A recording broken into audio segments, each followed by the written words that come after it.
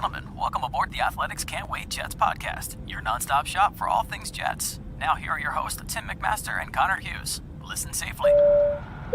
Can't wait.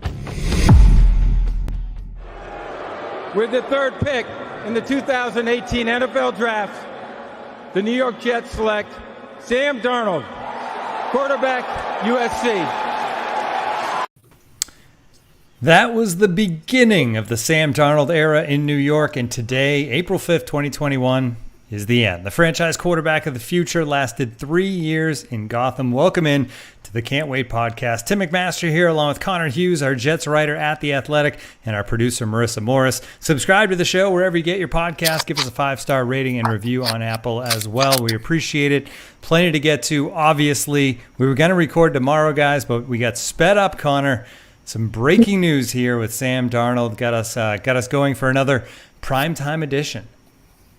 Yeah, we're streaking pretty well. I know I was bitching to you guys about it before because I had my I literally sat down today. I had a nice little schedule plan. I was gonna have my I had a story that was written out where I was gonna do the value of the number 2 pick, and I had the NFL drafts trade chart, and I basically pieced together the 3 or 4 realistic trades that the Jets could potentially look at, and what if they decided to trade. Every sign points towards Zach Wilson, but if the Jets decide to throw a curveball here and trade the number 2 pick for a massive amount of draft capital or whatever, this is what they could potentially be looking like. And I had a great lead written out, and I got through how draft trades come together, and I got through this trade that might work with the Panthers, this one that might work with the Broncos, this one that might work with the Chicago Bears I threw in there as a wild card. I was like, man, the Jets aren't going to trade this pick, but this is what, people say, the massive capital they could get. Man, look what they could potentially have.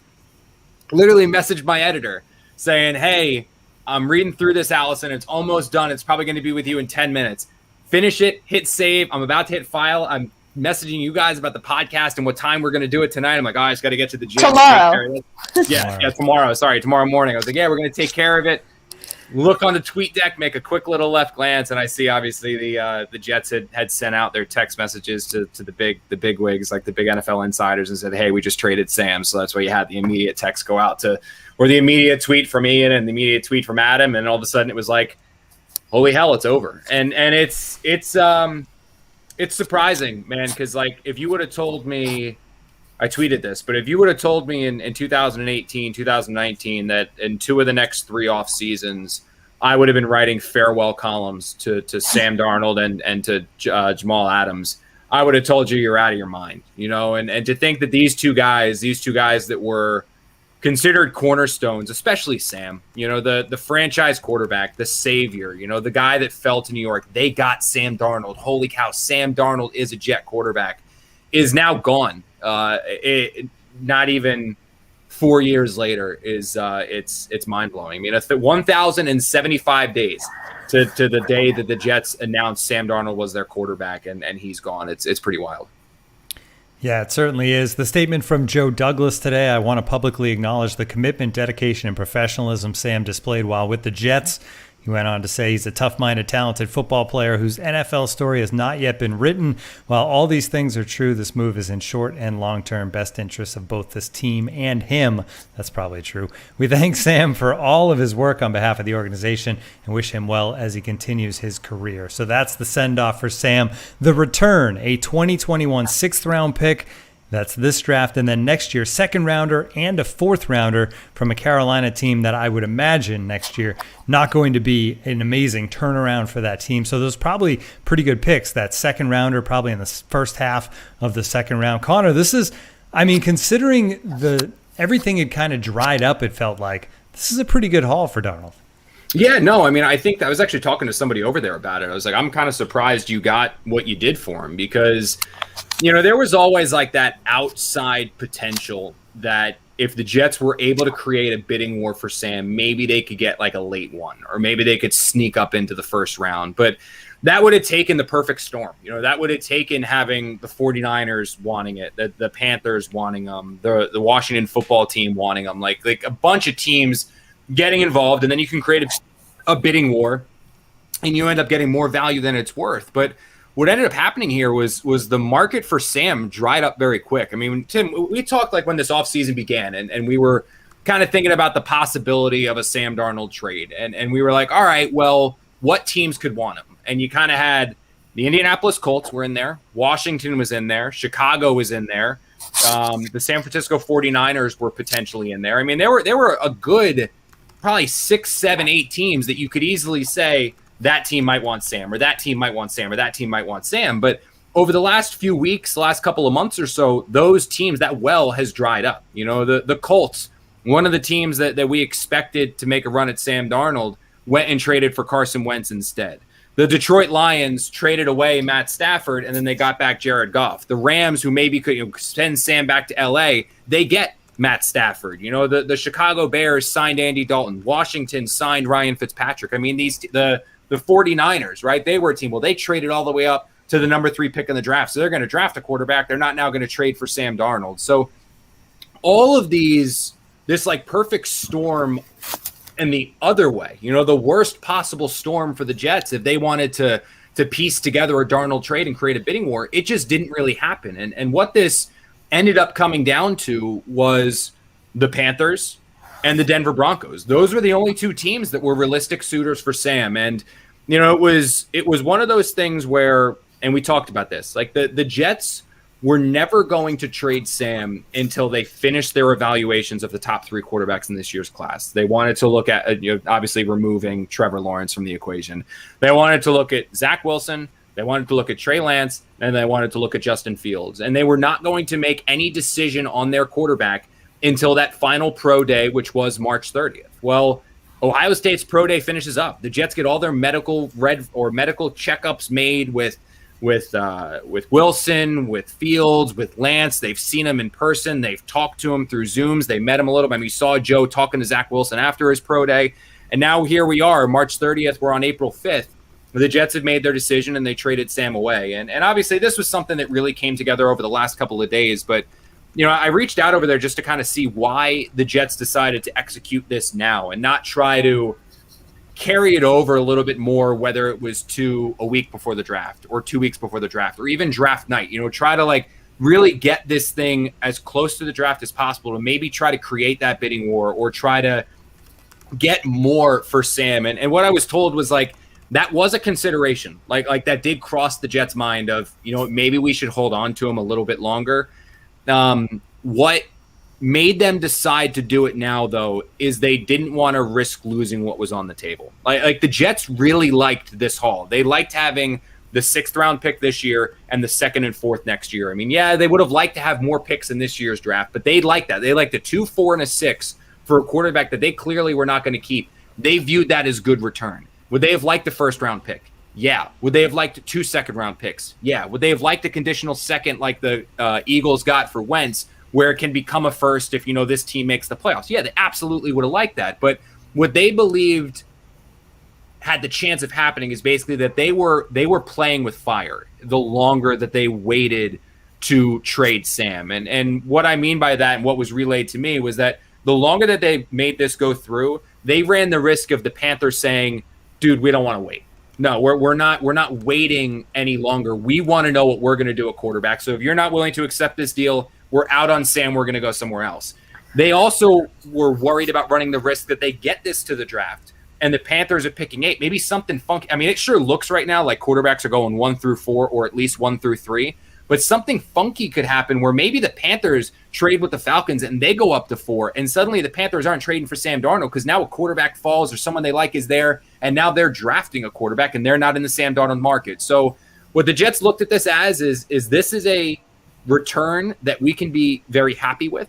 This is a return that we can be very confident with. This is a return that's going to help our team in the future. So instead of trying to get cute, instead of trying to try to turn, you know, an inch into a mile, you know, give an inch, take a mile kind of thing, we like this package. Let's make it happen. Let's get it done and let's accept the deal. And that's why the Jets did it when they did. And like you said, Tim, I thought when this came down to Broncos and basically Panthers, I thought the Jets were going to get a 2 and maybe like a 2nd round pick or a 3rd round pick. I mean, that's kind of what I thought this package was going to be. So to see them get a 6th, to get a 2nd, to get a fourth. I mean, that's a serious return for a player who I know is just 23.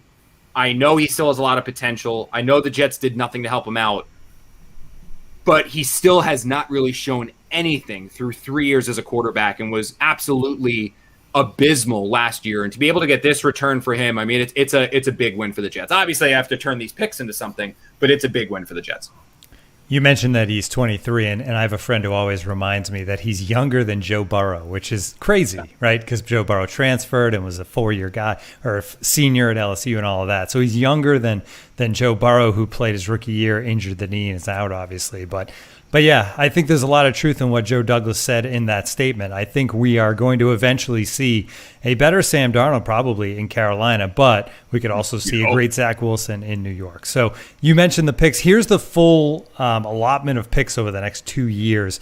I stole this from your tweet, Connor. 2021, 2 firsts, a second, 2 thirds, a fourth, 2 fifths, 2 sixths. And then in 2022, 2 firsts, 2 seconds, a third, a fourth, 2 fifths, and 3 sixths. So a ton of picks. And that obviously, beyond just all the players you could take, you probably aren't going to take that many players, but it gives you this great ability to play that game in the draft where you want to move up a few spots to get the guy you really like in a spot in the third round. All right, you trade a couple picks and move up a little bit. It just allows you so many things that you can do in the draft. In the next 2 years, the Jets are set up to do exactly that. All right, before we get on to that number 2 pick, which we certainly have to talk about now that it's pretty much a set deal that's going to be the Jets picking 2, and imagine that it'll be a quarterback with that number 2 pick. Let's look back on the Sam Darnold era a little bit, right? We heard at the top of the show the audio of him being drafted, and you had the rookie year where he had the great finish, right, Connor? And he looked like he was going to be that guy. Then the sophomore year gets thrown off tracks because of mono, all the kind of weirdness that stemmed from that season never really got going. It took him a while to get back 100%. And then his third season, obviously a complete disaster on all fronts. But what are you going to take from these 3 years of Sam Darnold? Because he was, beyond the struggles of this team, I think everybody would still say he was the guy that people just rooted for till the end, really. Yeah, I just like the column I just filed goes over a lot of this. It just rehashes Sam's entire tenure with the Jets, and I think for me, it's a story that reached its end. I mean, this was the only option for the Jets. They could not pass on Wilson or Fields. It's going to be Wilson, but they could not pass on Wilson once they decided he's a franchise. I mean, this was the only option the Jets had, but it's the only option the Jets had. And really Darnold's failures in New York are as much the Jets doing as his own. I mean, Darnold failed the Jets because the Jets failed him. And it's kind of like a dysfunctional hand-in-hand marriage in that regard. I mean, you know, when I think about like the Jets drafting him, I remember talking to Mike Maccagnan a lot about this. I talked to Todd about this. Like I remember talking to him, and the Jets genuinely never thought Sam Darnold was a possibility in like drafting him. They did not think that Sam was ever going to fall to them because he was the suck for Sam. He was the pristine golden option in that year's class. I mean, everyone saw what he did in that Rose Bowl against Penn State, like his first year really starting, and he just became under everyone's microscope. And he was, you know, the Trevor Lawrence before Trevor Lawrence, and so he was supposed to go number 1. You know, remember you had the Browns owner was like sitting with Sam Darnold's family during his pro day at USC, and it was to the point where the Jets were convinced that he was going number 1. I mean, when Sam came to the Jets for his pre-draft visit, they were talking to him like they were talking to him about places to live in Cleveland. Like they were saying like, oh, like there's some really good neighborhoods. You could find a cool place here, a cool place. I mean, that's how convinced the Jets were. It was just never going to happen. And they didn't really think that Sam falling to New York was an option until basically Mike Maccagnan woke up on the morning of the draft. And there started to be those rumors that no, Baker Mayfield was going number 1. And that was who the Jets thought they were trading up to get. They knew it was going to be Darnold 1, Barkley 2, and they were going to get Mayfield. And then it was almost like I remember talking to Mike and him saying like I wasn't letting myself believe it. Like I was hearing the Mayfield stuff. I was hearing the rumors. My guys were telling me it. but I wasn't willing to believe it yet. I wasn't willing to believe it. And it wasn't until literally the draft card was handed in and Roger Goodell stood up there and said, with the number 1 pick in the NFL draft, the Cleveland Browns select Baker Mayfield, that Maccagnan was like, holy shit, we're about to get Sam Darnold. And to think about the draft day, where they are just straight giddy. It's Christopher on the phone with Sam saying, dude, you're going to love New York. And all of these like just good feels, like the Jets quarterback drought is over. They finally got their guy. They've got the savior, the next Joe Namath, the one who is going to wear the fur coat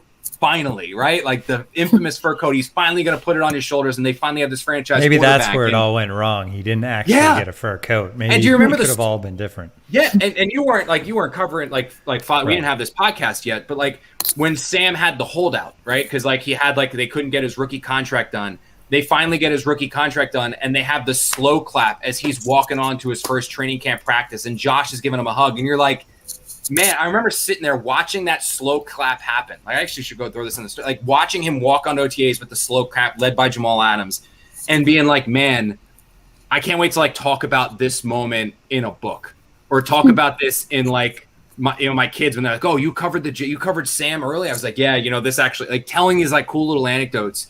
And then having that first game against the Lions where, he throws the pick 6, but then comes roaring back and he's hitting Anderson for a touchdown. Quincy is moving all around. And it's like, the Jets have a franchise quarterback. And obviously the first year he dealt with some injuries, missed some time, had the foot issue, and it went bad. But then you had the final month of his rookie year. And to think about those final 4 games where he's going toe-to-toe with Aaron Rodgers, toe-to-toe with Deshaun Watson, and being like, the Jets have their guy. And then seeing what happened from that to where we are today. I mean, the Jets ruined. The thing that I wrote in my column, the lead was that, Sam loved New York. Like when Christopher said, man, you're going to love New York. Sam loved New York. New York did not love Sam back. And I don't mean the fans. The fans loved him. I don't mean he didn't have support. He had support. The Jets they failed him miserably. And the easiest thing to compare it to is what the Buffalo Bills have done with Josh Allen, where they drafted Josh Allen, and over the last 3.5, 4 years, they have done a remarkable job surrounding him with talent. Just look at him right now, right?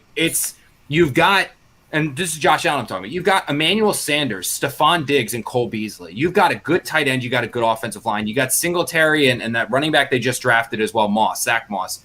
You've got a legit offense where you've set him up to be a franchise quarterback. You've made his life easy. You created an environment where your young quarterback can thrive. The Jets didn't do that for Sam. I mean, the Jets tied an anchor on his cleats, chucked him off the George Washington Bridge, and just sat there and watched as he sunk to the bottom, and he regressed, and he struggled, and he imploded. And a lot of that has to do with Sam, right? Because his fundamentals were never good. His decision-making was always atrocious. I mean, he's throwing into triple coverage. That's him. He never took the next step. He could never really read a defense, but he also never had a great offensive line. He also never had offensive weapons. He never had – the Jets went from Jeremy Bates and somehow managed to get worse with Adam Gase and Dowell Loggins. I mean, so they just – it was a dysfunctional disaster when you talk about everything not to do when trying to develop a young quarterback. And it's sad because I don't think Sam is a bad quarterback. I don't know if he's good, but I don't think he's as bad as he looked with the Jets. And obviously he's going to get a chance to show. He's going to play in now with Christian McCaffrey. He's back with Robbie Anderson. He's got more outside as well, a good tight end. I mean, he's got a really good opportunity in Carolina and kind of warmer weather, all that stuff. It's going to be good. But it's like you wonder what it could have been with the Jets. And the story, I've told this story on this podcast before, the NFL owners meetings every year. And the thing I love about the NFL owners meetings is there's this dinner that they have where you have all coaches, all general managers, all owners and stuff are at this dinner with media. And you finally get a chance to like have some very casual conversations with these executives. There's no recorders. There's no, I want a headline. You're just like bullshitting with these guys and you're just talking with them. And Mike Maccagnan was many things, obviously, when you talk about how he did his job. But what I think fans don't realize is he was an incredible, humble person. I mean, he didn't want the limelight. He didn't want the accolades. He just loved football and wanted to build a football team. And I remember talking to him. He had a glass of champagne, and he was walking back to his room after this dinner, and I ran into him, and we were just kind of casually having a conversation. And I was talking to him about Sam.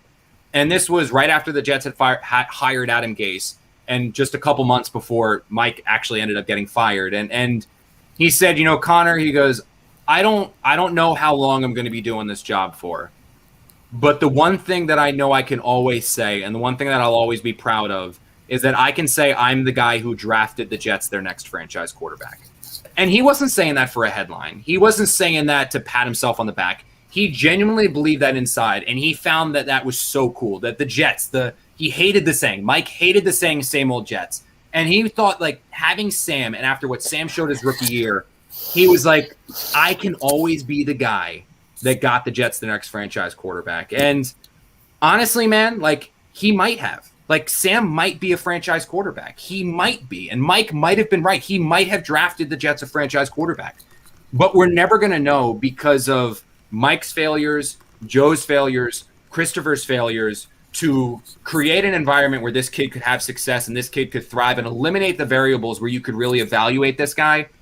The Jets were basically left with a situation this offseason where they had no other choice but to trade Sam, because as much as there's a chance that he's a franchise quarterback, there's also a chance that he's just not. And you don't know because you could never evaluate him because you never eliminated these variables to evaluate him. So the Jets had no choice but to trade him. They really didn't. They had no choice but to trade Sam because they couldn't pass on Zach Wilson for what they hoped Sam might be. So once they evaluated Zach and realized that he is a franchise quarterback and they think he has franchise quarterback potential, that was it for Sam. And like I said, it's a shame. It's a shame because I don't think it necessarily had to be this way. This is how it went down. The Jets had no choice but to trade him, but I don't know, man. I don't think it had to be this way. All right, we will get to some of your questions later in the show, but Connor, I know you've been doing a lot of writing all day, and I bet you could go for a giant bowl of Magic Spoon right now. It might be dinner tonight, believe it or not. And if you're listening in the chat and want to know a little bit about Magic Spoon, there's 0 grams of sugar, 13 to 14 grams of protein, and only 4 net grams of carbs in each serving, and only 140 calories. It's keto-friendly, gluten-free, grain-free, soy-free, low-carb, and GMO-free. And we've got exciting news. Magic Spoon will be releasing 2 amazing new flavors this month for a limited time only. And we're talking about cookies and cream and maple waffle. And if that isn't the most comforting, indulgent combination, then I don't know what is. This is the ultimate treat-yourself combo. So make sure you get some while you can for a limited time. Or you could even build your own custom box. Available flavors to build your own bundle include cocoa, fruity, frosted, peanut butter, and cinnamon. And if you're listening in Canada, Magic Spoon now ships there as well. So go to magicspoon.com/wait to grab the new limited edition cookies and cream maple waffle or a custom bundle of cereal to try it today. And be sure to use our promo code WAIT at checkout to save $5 off your order. This offer is now good anywhere in the US or Canada, but only when you use our code at checkout. And Magic Spoon is so confident in their product, it's backed with a 100% happiness guarantee. So if you don't like it for any reason, they'll refund your money, no questions asked. Remember, get your next delicious bowl of guilt-free cereal at magicspoon.com/wait and use the code WAIT to save $5 off. We thank Magic Spoon for sponsoring this podcast. The NCAA tournament may be over, just about over, but baseball is back. The NHL and NBA playoffs are right around the corner, and at The Athletic, our team of experts and insiders are bringing you all of the latest news, trends, and insights on the sports world. And now we're partnering with BetMGM to bring you the best exclusive offer to bet alongside us and win. Right now, we're offering Can't Wait listeners a risk-free first bet of up to $600. Just sign up at betmgm.com and use the bonus code TAWAIT to take advantage of this special offer from the king of sportsbooks. This is an offer for new customers only. That's a risk-free first bet up to $600 at betmgm.com. Use the bonus code TAWAIT. Visit betmgm.com for terms and conditions. Cue the disclaimer. All right, Connor. Back to the Jets and back to the number 2 pick. We've talked enough about Sam Darnold. Let's turn the page. Let's go on to who's next. I mean, we've continued to talk about the fact that Zach Wilson's the guy, but I'll start with the question, I guess, is that what's the percentage, do you think, in your mind right now that it's Zach Wilson and the Jets aren't going to surprise us with one of those other quarterbacks? 99% it's going to be Zach Wilson is what I would say. I think I'm fairly confident very confident that Zach Wilson's going to be the guy. I mean, I think what people need to realize is like, he's everything that this offense needs. And you can look, we have all heard like where people are saying like this hype train, the Zach Wilson hype train is like at like accelerating daily and reaching supersonic levels. Like I've never seen anything like this hype train before, but Zach was put on our radar when the Jets beat the Rams and he came on this podcast and Dane did. Dane came on this podcast, Brugler, and he was like, look, I'm just telling you guys, everyone's all upset and depressed because Trevor Lawrence isn't coming to the Jets. You guys are going to like this Zach Wilson kid. Like, there's a lot to like there. Now, from Dane saying that to everyone else seemingly, like, getting on this train and just riding it like crazy. I mean, to the point where, like, people are saying, like, I watched NFL Network. I had that on the other day. And they did a player comparison. And they built Zach Wilson. And he had, like, Russell Wilson's arm, Pat Mahomes' body, Aaron Rodgers' head. Like, it was like they basically built Jesus as a quarterback. Like, it was like what you would like. He's Jesus rose yesterday, and here's Zach Wilson, right?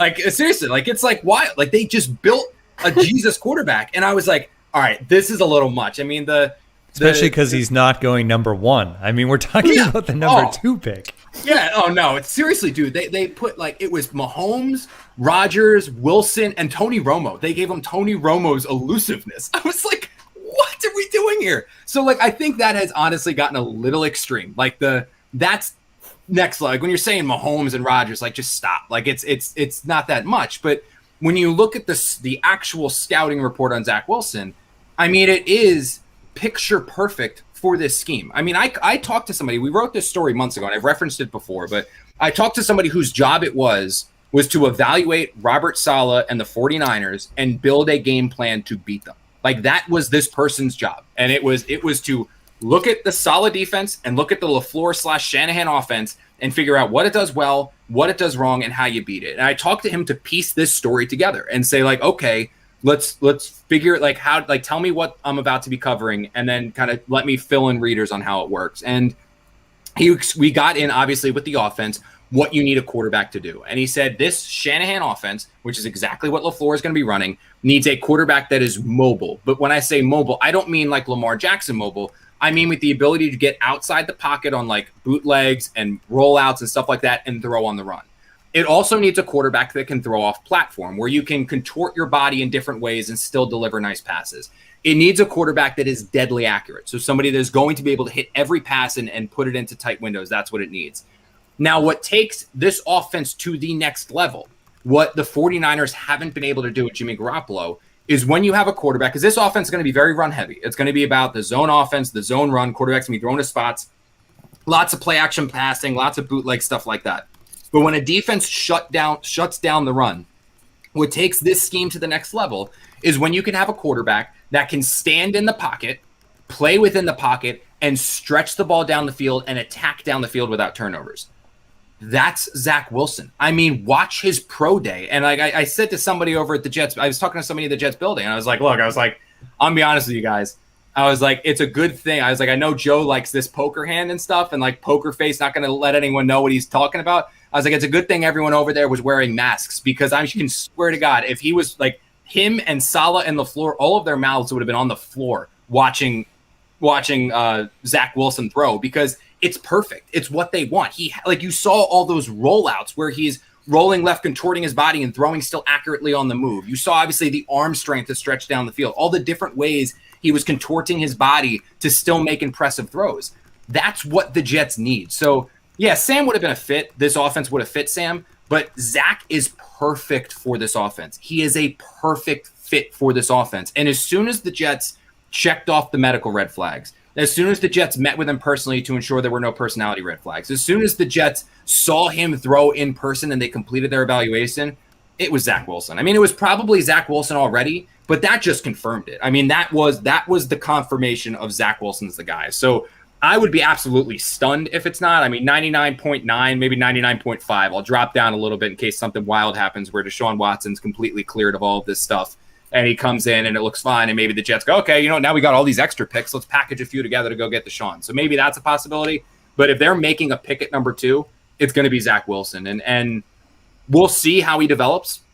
Nobody knows. Like, nobody freaking knows. I mean, Josh Rosen was supposed to be a stud. He sucks. Like, Josh Allen was supposed to be the biggest developmental project. He's the best of the bunch. Lamar Jackson goes 31 or 32, whatever he was. He's second behind Josh Allen. I mean, there's just no one knows when it comes to evaluating quarterbacks. But the Jets have convinced themselves that Zach Wilson's the guy. And when you look at the scouting report and you look at what he does well, it fits this offense so well. Now it's just about watching it go and watching and seeing how it plays and watching to see if this takes off and works the way the Jets hope it does. So if they do take a quarterback at number 2, this stat from ESPN, and this isn't one to be proud of, but the Jets will be the first team to select 2 quarterbacks within the top 3 overall picks in a 4-year span ever. So I guess in the past, when teams have taken a quarterback that highly and it has failed, they've either stuck with the experiment longer or hadn't been bad enough to be back in the top 3. But the Jets have managed to do both. They're pulling the plug. They're in the top 3 and likely to take probably Zach Wilson at number 2. But that's kind of an interesting stat to kind of sum up where the Jets are at right now. So that's your starting quarterback eventually will be probably Zach Wilson, if not one of those other guys. But we got a question today, I think, through Twitter, Connor, but then we have one in the chat that kind of fits in the same way here. Who's going to be the veteran on the roster who's going to teach Zach? Because you don't draft a quarterback number 2 overall and just say, hey, kid, you're on your own. You need that experienced veteran guy who's probably going to start at the beginning of the season, maybe, depending on how, I guess, I don't training think so. camp. All right, or even if Wilson is starting game 1, you need the guy who's on the sideline that can talk to him between series, right?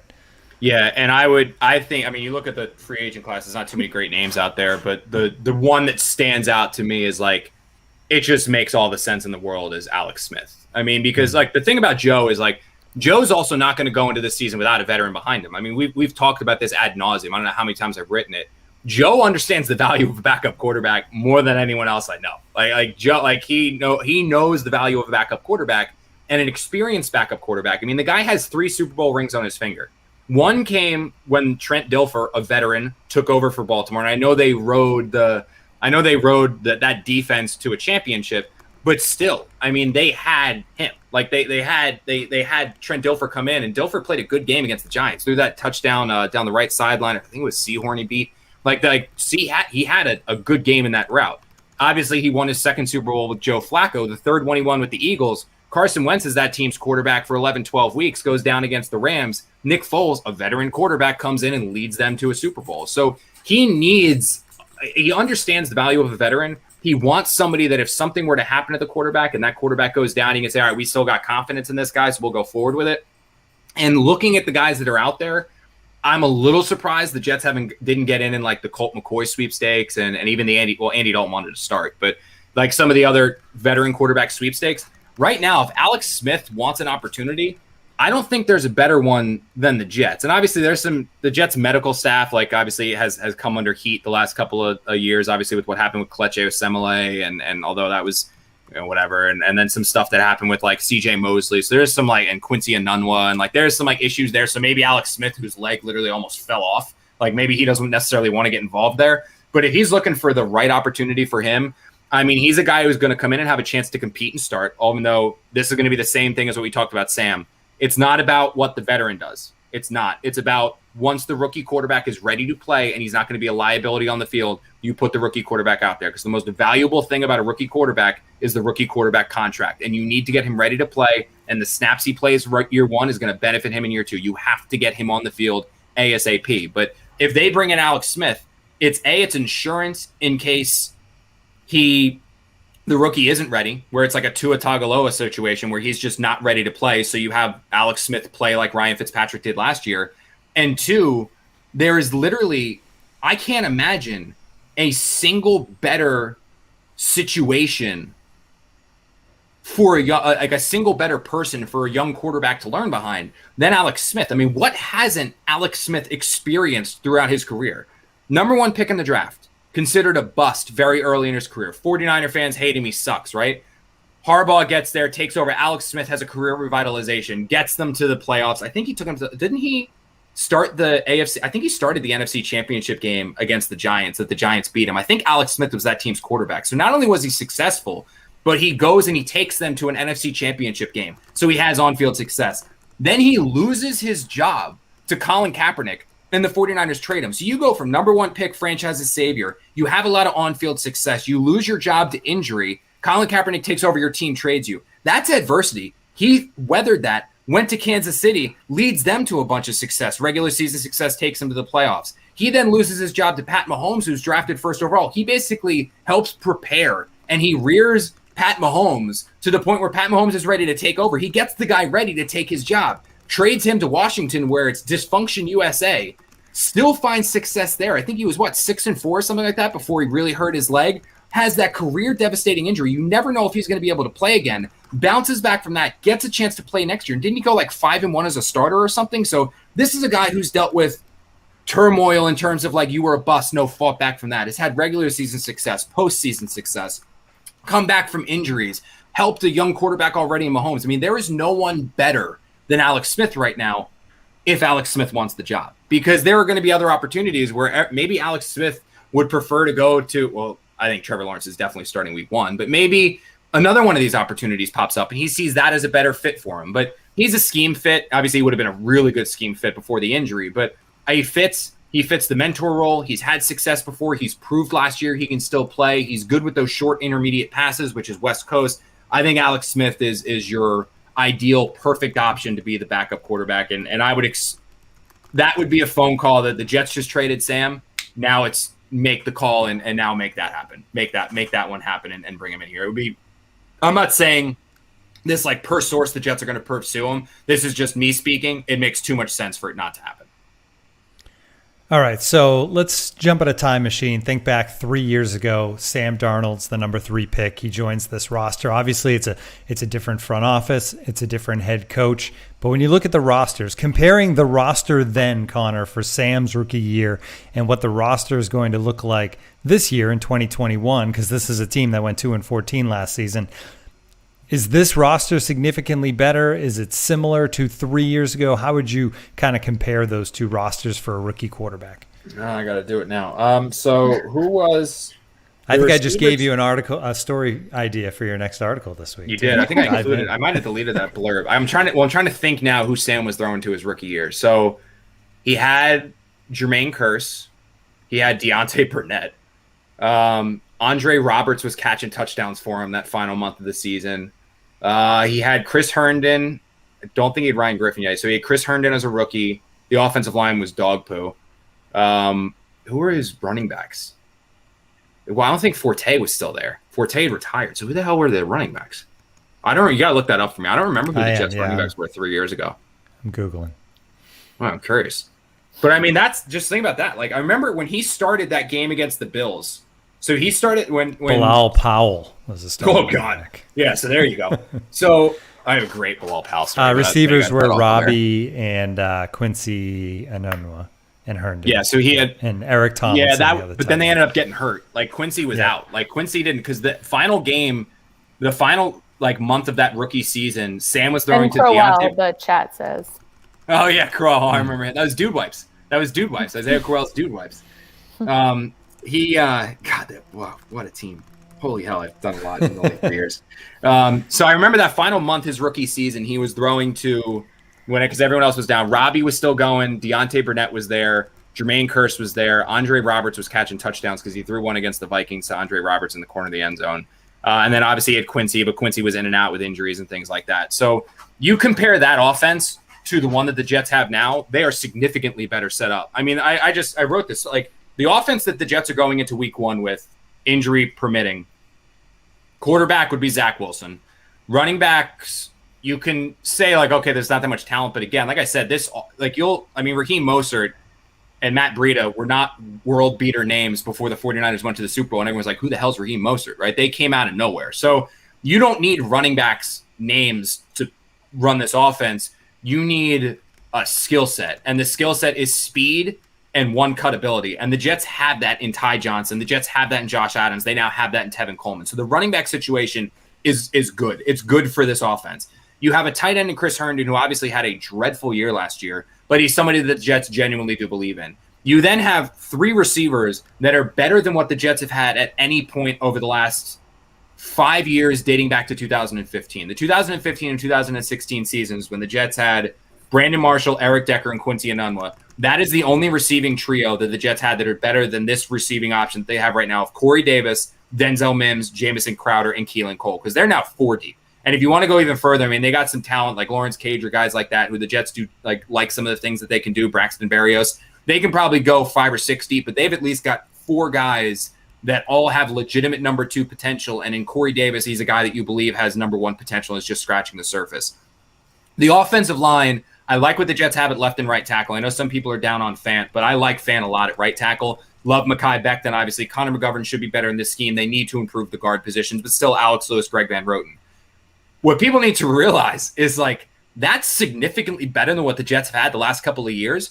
But now, remember, the Jets have 10 picks in this year's draft now. They've got 2 first-rounders, a second, 2 thirds. Don't they have, is it 2 fourths or 1 fourth? I mean, they're loaded with draft picks. They have 6 selections within the first 4 rounds of this draft. So talent is coming.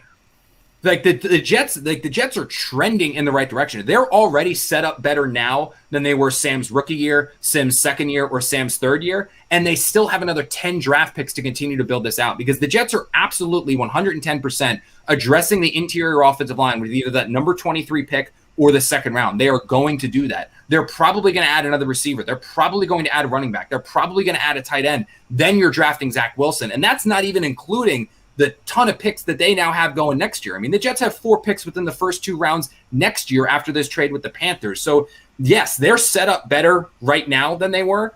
What I think people do need to realize, though, is it's only going to get better with these draft picks. Now, the caveat is, and this is the big thing, and it's, what Joe should always follow with when he says, I want to build through the draft. I want to build through the draft. I want to build through the draft. Yeah, that's great in theory, but Mike said the same thing. Mike Maccagnan said over and over and over again, build through draft, build through draft, build through draft. Build through draft doesn't work if you don't hit your draft picks. So the Jets have a ton, and they are set up better to build this team into a legitimate force in the AFC, in the division, in the conference, everything. It all comes down to Joe hitting on his picks. So on paper, they are better right now, yes. They have a chance to be really, really good if they hit on these picks, which obviously is, that's a huge if. That's a huge, huge if. And we'll know in about a month, the draft coming up. We're going to keep you updated throughout this month leading into the draft, all the latest stuff. Obviously, Sam Darnold being traded, a huge domino along the way. As we wrap things up here, Connor, last thoughts on the career of Sam Darnold as a New York Jet? It's kind of what I said, man. It's just I remember I have a good Sam story.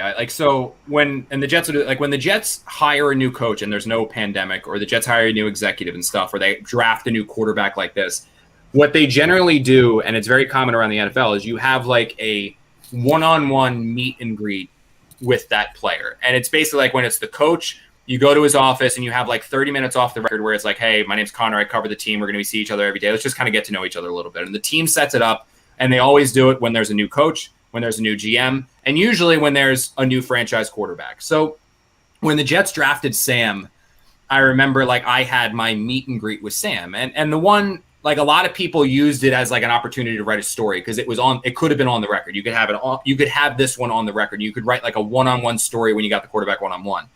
I remember talking to my editor, Chris Strauss, at the time, and I was Sam's not going to tell me anything that he hasn't told everyone else. We've already written 3 or 4 Sam franchise quarterback stories.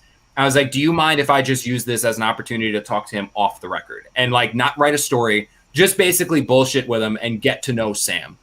And I remember I sat down with Sam outside the locker room. He's in a chair and I'm in a chair, and Jared with their media relations guys making sure I basically don't beat up Sam off on the corner, I don't get inappropriate, say something bad or whatever. They always have the media relations guy making sure everything's in line.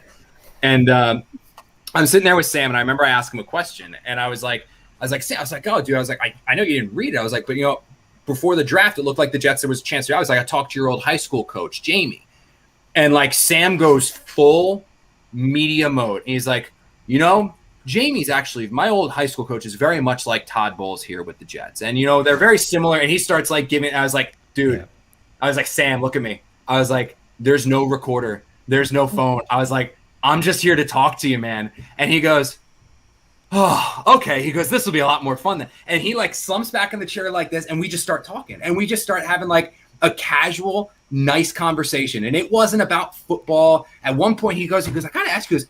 So how do you become a reporter? He goes, how does this like happen? Like, do you go to like training? He goes, is there like a training camp for reporter? And we're like just having and it was the most relaxed I've ever seen him. And, I remember like having that conversation with him and just saying like, man, this guy is so perfectly set up for New York, because he was Eli Manning-esque in that like never too high, never too low, never got angry, never got upset. And I remember being so convinced watching him early in his career, his rookie year, at different points in practices, and being like, he's just different.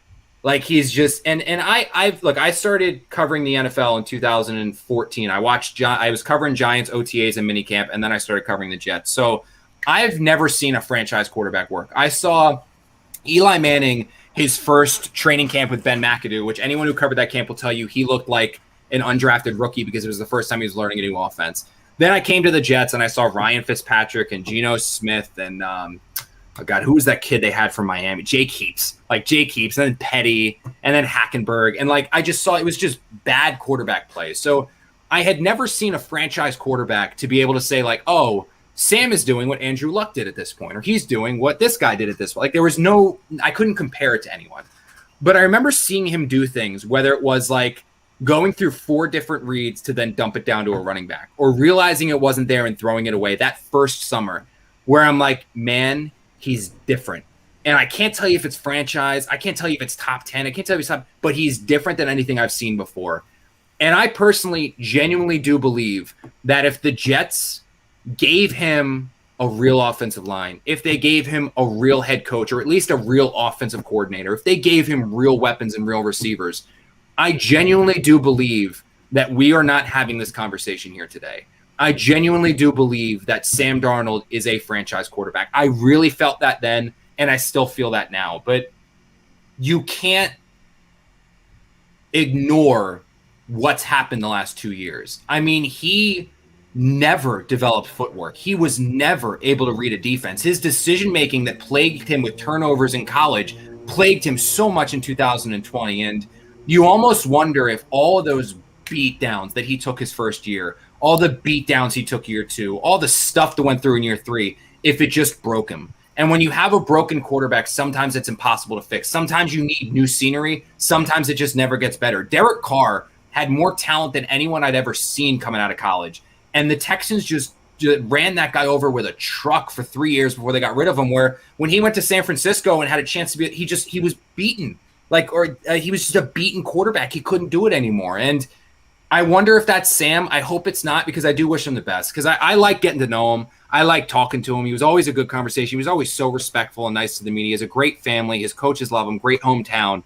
And it is kind of a shame what happened, because, like I said, what the story I'm always going to remember, and I always go back to, is talking to Mike at the owners' meetings and having him say, I don't know where I'm going to be. I don't know how long I'm going to be here, but at least I can always say I drafted the Jets a franchise quarterback. And to see how much hope and optimism this team had for this kid just 3 years ago, to 1,075 days later trading him for a 6th, 2nd, and 4th, it's sad, because I don't think it had to go this way, but we'll never know, because the Jets never gave him the top tier talent. They never gave him the offensive line. They never gave him the great coaching to eliminate the variables to truly figure out what kind of a quarterback Sam can be. And hopefully the Panthers can do that. I mean, he's already got more talent there than he ever had here. Probably has better coaching with Matt Rule than he had with Gase, and obviously Todd and Jeremy. So now maybe we'll finally get a chance to see what Sam can do with all of these better options.